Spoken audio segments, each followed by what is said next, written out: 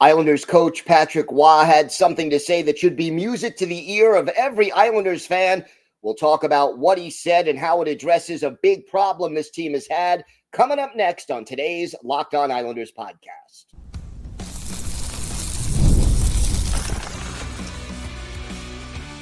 Your Locked On Islanders, your daily podcast on the New York Islanders. Part of the Locked On Podcast Network, your team every day. Welcome, everybody, to the Wednesday edition of the Locked On Islanders podcast, part of the Locked On Podcast Network, your team every day. I want to thank everyone who makes Locked On Islanders your first listen every day. Don't forget to subscribe and hit the like button so you never miss an episode. Today's episode is brought to you by FanDuel. Download the FanDuel app now by visiting FanDuel.com and win $300 in bonus bets if your first $5 bet wins.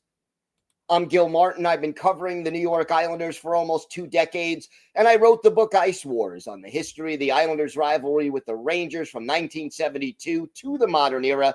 So glad you could join us today to talk a little Islanders hockey, and we have got a lot to discuss. Patrick Roy addressing the media, saying something that should be music to the ears of Islander fans because it's something that has been an issue for this team for far too long. We'll break that down while also announcing he has a plan for Matthew Schaefer this year. We'll tell you what that plan is and how that affects Schaefer and the Islanders.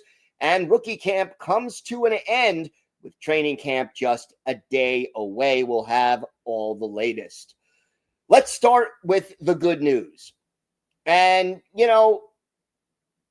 everydayers know, Islander fans just know that this team has absolutely struggled on special teams last year and on the power play really for a few years before that. The Islanders ranked 31st in the league on the power play and 31st in the league on the penalty kill. Keep in mind that puts the Islanders in next to last place in both categories. And rest assured, if you are dreadful on the power play and dreadful on the penalty kill, unless you are lights out 5-on-5, I mean like Stanley Cup finalist, elite, all-time great 5-on-5, you're not making the playoffs. You will not be successful in the NHL ranking 31st on both the power play and the PK. And right now, Patrick Roy had this to say about training camp coming up. I'm going to look for power play and penalty killing. I think last year, if our power play and our PK would have been better, we probably would have made the playoffs. We made some changes, obviously, in the offseason, and I'm very excited about those changes. And I'm certainly going to use training camp in order for us not to win the first game, but to be ready for the first game. Basically, be the best version of ourselves before the start of the season. And there will be an emphasis right now on the power play and the penalty kill in training camp. And in the past, look, when he was first hired mid-season, Roy did not have a lot of time to install his version of the power play and his version of the penalty kill because there's only limited practices in between games, between travel and back-to-back games and all of those issues. So it was hard. And last year, the focus was more on conditioning than it was on the special teams. And, that certainly is a good thing that you focus on conditioning. But the special teams now, it needs work. And look, John McClain, no longer coaching the power play. Tommy Albaline, no longer coaching the penalty kill. And, that makes sense. When you finish that low, you are going to make changes to, to your team. And now we have new assistant coaches. You've got Bob Bugner and Ray Bennett now to do the coaching that is needed as far as, penalty kill and power play. And, first of all, you got to hope that these new people who were brought in by Patrick Waugh, previously it was Lou Lamoriello who brought in the assistant coaches, with the exception of Benoit DeRosier. So, Albeline and McLean were old Devils people that, they were FOL, friends of Lou. Now, Waugh was able, under Matthew Darche, to hire his own assistants. And hopefully that alone will be a step forward for the special teams. You then add to the mix the fact that you've got some new players who can help the power play. Let's start with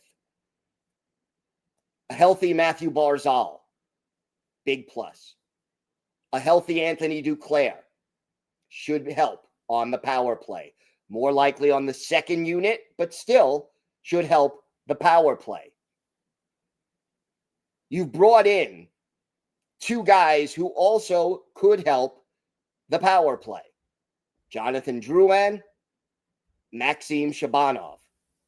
Maxim Siplikov in year 2 could see more time on the power play. And then you've still got Anders Lee, Bo Horvat, Kyle Palmieri, guys who have experience on the power play and in the past, last year notwithstanding, have had some success. Now, the other thing about the power play, yeah, you added those guys that we've mentioned, and that's good and that's important. But you've also lost Noah Dobson, who was the power play quarterback last year.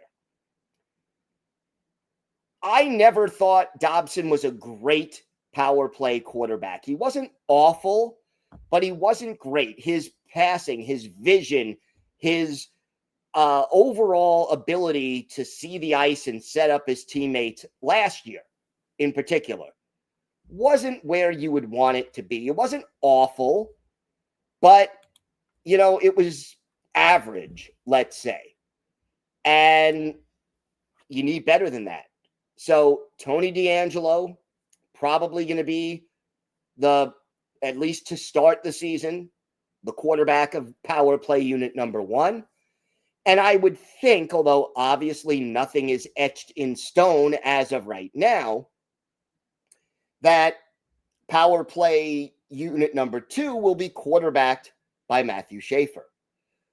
He's got to earn that, make no mistake, but hopefully, at least if he doesn't start the season there, shortly after that, assuming he plays all year with the big club, he will be on the second power play unit, or maybe eventually the first power play unit, depending on how quickly he adapts to life in the NHL. So that's the first thing. And then you have the PK, and we talked about the change in coaching. You've got experienced guys on this roster who can help the PK. Obviously, you start with JG Pageau, very experienced on the PK. You've got Bo Horvat, who can play the PK. Simon Holmstrom, who has been great on the PK. Casey Cizikas. I think Emil Heineman can be on the PK. And if he makes the team and is active, certainly Kyle McLean can play on the PK. More than anything, however, I think okay, I am not saying by any stretch of the imagination that this roster, as it exists right now, has elite power play talent compared to, let's say, the Florida Panthers, the Edmonton Oilers, the Colorado Avalanche. if you go down the elite contending teams talent-wise, the Islanders' power play and penalty kill is not going to equal those elite teams. But they certainly have enough talent to be a heck of a lot better than 31st in the league on the PK and on the power play. And, you get me to the middle. Get me to the 18th best power play or the 20th best power play and the 15th best penalty kill. Get me to league average, right? 32 teams, get me at or around 16th, 17th. If everything else stays the same, that's the difference, as Patrick Waugh alluded to, between making the playoffs and missing the playoffs. You win. If your power play and penalty kill are average, you definitely get 4 or 5 more wins than you did a year ago. And let's hope that that can happen this year. But coaching it up in training camp is critical. Why? Number one, you've got new coaches, so you need to spend the time to learn their system. Hopefully it involves more puck movement. Everydayers, if you recall last year, how I talked about the Islanders' lack of quick passes, the fact that they didn't move without the puck, and that they did not force the penalty killers of the opposition to chase and get out of position to set up quality scoring opportunities frequently enough. So you got to learn the new system for the power play, for the penalty kill. You got to pick your guys because there's changes to the lineup, both on both units, more on the power play than the PK. And you've got to work on it until it becomes second nature, because a lot is at stake with special teams. It killed this team a year ago. It can help them a lot just to get them to average. We have got more to get to on today's show. Patrick Waugh talking about his plan for Matthew Schaefer. We'll talk about the pros and cons of that. Plus, rookie camp is over. Training camp a day away. All that and a lot more coming up on today's Locked On Islanders podcast. Today's episode is brought to you by Monarch Money. Most people can't name all their financial accounts or even what they're worth, whether it's 401ks, properties, or investments. And when you don't have the full picture, you could end up leaving money on the table. That's why there's Monarch Money. It's an all-in-one personal finance tool that brings your entire financial life together in one clean, easy-to-use interface on your laptop or your phone. Monarch is built for people with busy lives. If you've put off organizing your finances, Monarch is for you. Monarch does the heavy lifting for you. You can link all your accounts in minutes, see clear data visuals, get smart categorization of your spending, and finally feel in control of your money without ever touching a spreadsheet. And, one thing I love about Monarch, if you and a significant other are sharing accounts, you could stay on the same page using Monarch. So don't let financial opportunity slip through the cracks. Use code LOCKEDONNHL at monarchmoney.com in your browser for half off your first year. That's 50% off your first year at monarchmoney.com with code LOCKEDONNHL.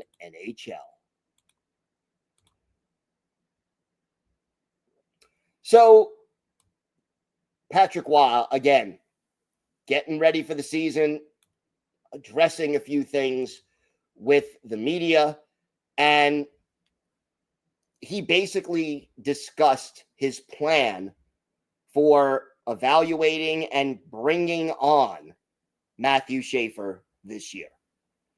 And here's what Waugh had to say. Time. I said to him when I met him during rookie camp, I'm planning to do what we did with Nathan MacKinnon. We're going to give him time.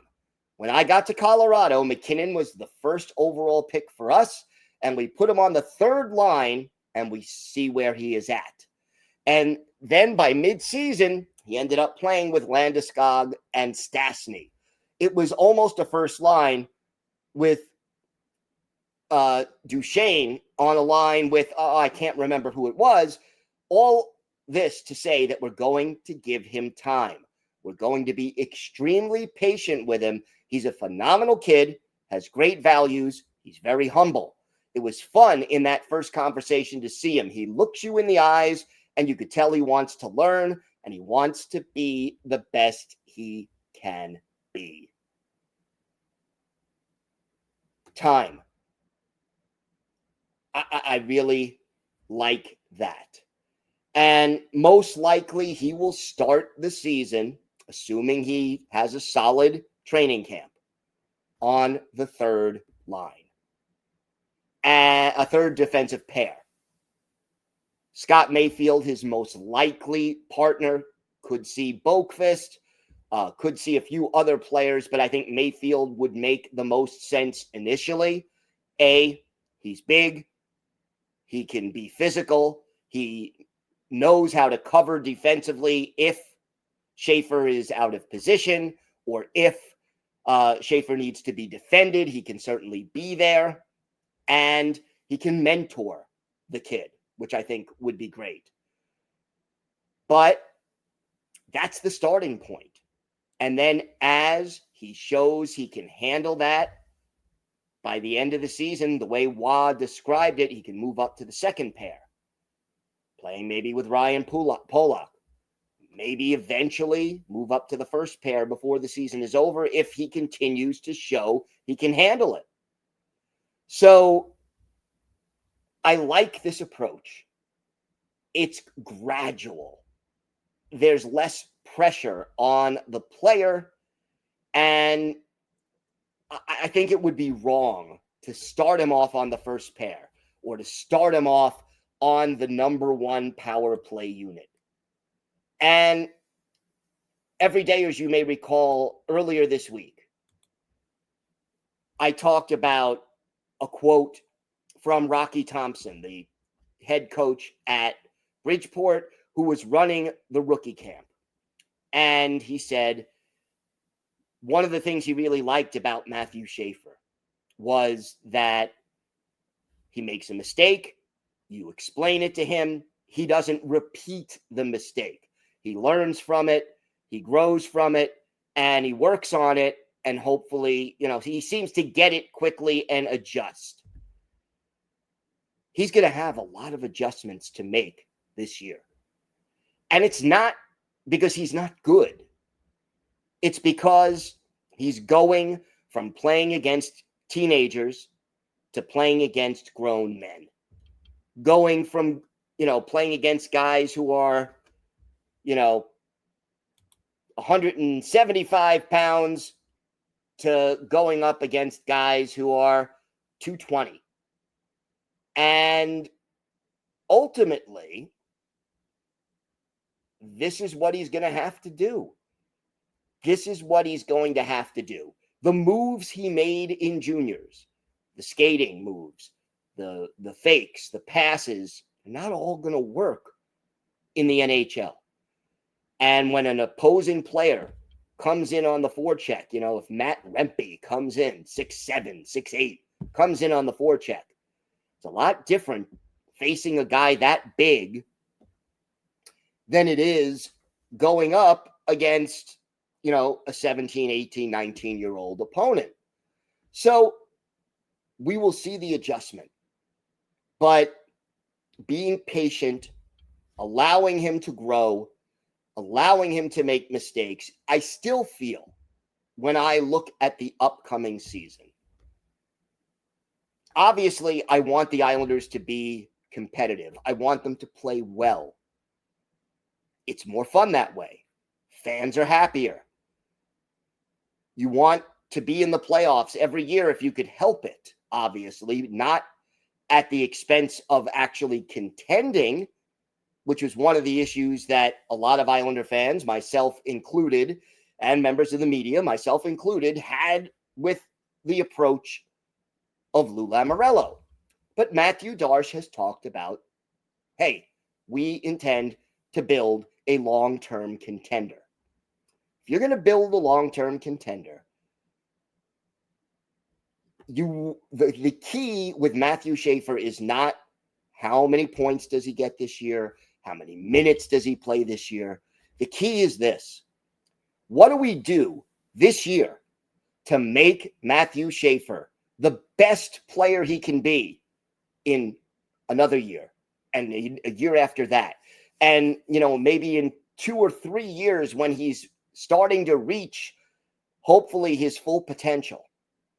How do we get him there as quickly and as easily and as smartly, as intelligently as possible?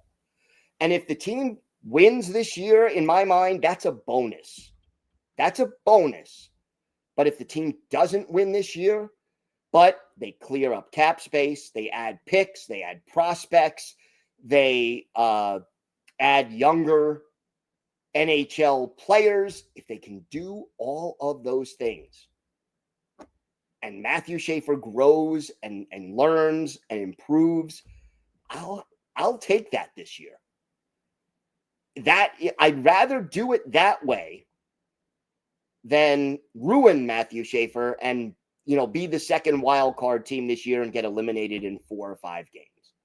So I like the approach. It obviously worked with Nathan MacKinnon in Colorado, obviously, a decade or so ago. But hopefully it works for Matthew Schaefer. And fans are going to have to be patient. There are going to be times when he's going to make a play as a rookie that's going to have you saying, what the heck did he just do? And that's fine. Rookies make rookie mistakes. But give the kid time. Be reasonably patient with him. Watch him grow. Part of the joy of being a fan is watching him grow. And if you're old enough to remember Dennis Potvin's rookie year, and you can, go out, look some of this stuff up on Google or in books or whatever, Al Arbor had to rein him in. He had to teach Dennis Potvin about team play and about being on time and being a professional. And Dennis Potvin learned, and he learned quickly, and he won the Calder Trophy as a rookie. Obviously, he was 20, not 18. But again, patience. It's going to take time. Hopefully, we just see that upward curve throughout the season. And it'll be a lot of fun to watch Matthew Schaefer grow and see how Patrick Waugh handles him. And I'll take it one step further. Waugh's handling of Schaefer and some of these other prospects is going to have a big impact on his long-term future with the Islanders. So that's where it's at. That's the plan. And I like it. I do like it. We've got more to get to on today's episode. We'll talk about the end of rookie camp and what it means. And for our Islanders birthday of the day, a Minneapolis, Minnesota native, a winger who was with the Islanders in the late 90s for one full season and a very small portion of another. Let's see if you can guess who that is. All that and more next on today's Locked On Islanders podcast. Today's episode is brought to you by your friends at FanDuel. The NFL season is here, and FanDuel is making sure you're ready for kickoff with a can't-miss offer. Right now, new customers can bet just $5, and if your first $5 bet wins, you'll get $300 in bonus bets to use across the app. That's $300 in bonus bets if your first $5 bet wins. I love FanDuel because it fits however you like to bet. You like player props? They've got it. Building a same-game parlay to win even bigger? It's there. Or you could jump in live as the action unfolds. It makes every game more exciting, whether you're watching your team or just keeping an eye on your fantasy lineup. So, are you ready to play? Download the FanDuel app now by visiting FanDuel.com to get started. That's FanDuel.com to place your first $5 bet, and if it wins, you get $300 in bonus bets. FanDuel.com. Check it out today. Rookie camp is over. Islanders veterans report tomorrow, Thursday.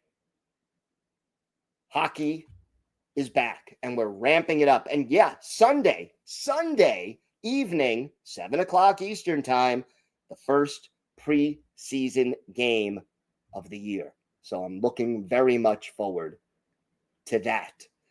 And, I think the standouts from rookie camp were the obvious. Matthew Schaefer. You certainly had some standout play from Richie. But those are the guys you expect it from, right? Richie already played 7 games in the NHL. Matthew Schaefer, first overall pick in the draft. Another guy, Maxim Shabanov. And again, it makes sense. He's 24. He's the oldest guy. He's been a professional, yes, in the KHL. Not as good a league as the NHL, obviously, but a pretty darn good league. Here's what Patrick Waugh had to say about Shabanov. I'm very impressed. We had a lot of meetings ourselves, but the last time I went upstairs and watched, I was very impressed with both of them, the maturity they showed, but also Shabanov, the skills that he has. I am sure you guys were blown away from that. I'm curious to see the next step. We want to see where they are going to be with the big club, with the big guys, and see how they're going to perform. So that will tell us a lot. And all of this makes sense. The guys who were performing, to me, Shabanov may be a big wild card. I was surprised yesterday when we discussed him starting camp on the top line. I'm like, wow, that's pretty shocking.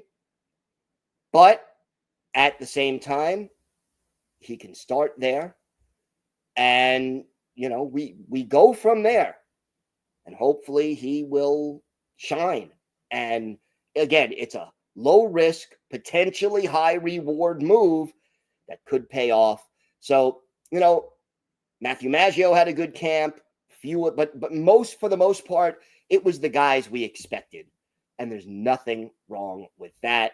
And now we see how these guys, the Shabanovs and the Richies and the Schaefers and everybody else was in rookie camp and will be in training camp, how are they going to do against the big boys? That's the next step, and we'll have it covered for you every step of the way here on the Locked On Islanders podcast.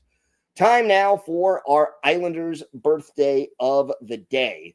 We're a day early here, but Thursday will be the 59th birthday of former Islanders winger Tom Chorske, Minneapolis, Minnesota native, 16th overall pick in the first round by the Canadiens in the 1985 NHL entry draft. Spent 3 years at the University of Minnesota with the Golden Gophers. Made his NHL debut with the Habs in 89-90, then played for the Devils, won a cup with them in 1995. Moved on to the Ottawa Senators and then joined the Islanders for the 97-98 season. Had 12 goals and 35 points while playing all 82 games. Spent 2 games with the Islanders in 98-99 and then was on to Washington, Calgary, and Pittsburgh.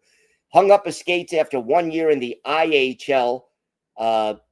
Finished his NHL career with 596 games, 115 goals, 237 points, and 225 penalty minutes. Had 5 goals, 17 points in 50 playoff games. None of those with the Isles. Again, he did win a cup with the Devils. And this is a guy who was a checking forward and quite good at it. Kind of a third line forward who could check, could play on the fourth line. He could kill penalties. One of his better games as an Islander, November 14th, 1997, Islanders at the Ice Palace in Tampa to take on the Lightning. Tommy Salo, the goalie for the Islanders. Corey Schwab in between the pipes for Tampa Bay. And our Islanders birthday of the day, Tom Chorske, opens up the scoring late in the first period. Travis Green of the Islanders off for elbowing, and Chorske scores an unassisted, shorthanded goal to give the Islanders a 1-0 lead. Then in the second period, the Islanders are on the power play. Corey Cross off for interference. Chorske scores again. Todd Bertuzzi and Doug Huda with the assists. And the Islanders go up 2-0. They go on to win the game 4-1. 33 saves for Salo. Islanders outshot 34-18 in this game, but they end up with the dub in part thanks to Tom Chorsky. He had 2 goals. He was a +1. He scored the game winner and scored on both of his shots, and he was on the ice for 16:44. You got to love it when you have a shorty and a power play goal in the same game. So Tom Chorsky is our Islanders' birthday of the day. Thank you for making Locked On Islanders your first listen today. For your second listen, check out the Locked On NHL podcast. There is no off season. We're bringing you the daily league-wide stories that matter most with the local coverage you love from Locked On. Find Locked On NHL on YouTube or wherever you listen to podcasts. It's part of the Locked On Podcast Network, your team every day. If you have a question, a comment, maybe a topic you'd like us to discuss on a future episode, email us at lockedonislanders@gmail.com. If you leave your first name and where you're from, we're happy to mention you on the show when we discuss whatever's on your mind. You could follow the show on X at Locked On Isles. You could follow me, Gil Martin, on X at Ice Wars, NYR vs NYI. We'll keep you up to date on all things Islanders all year long. And it's great to talk Islanders hockey with you anytime. Everydayers, we are back tomorrow. We'll talk more about the opening of training camp. Can't wait. It is so close. So we'll have all that and the latest Islanders news, notes, and happenings. Until then, have a great day, everybody. Stay safe. And of course, let's go Islanders.